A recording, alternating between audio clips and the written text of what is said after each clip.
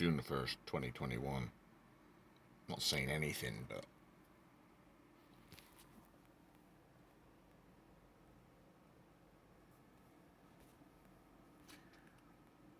Okay.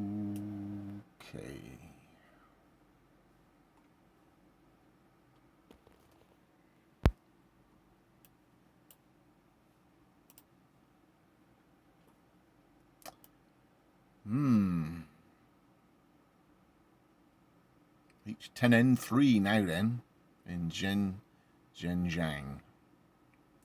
Oh!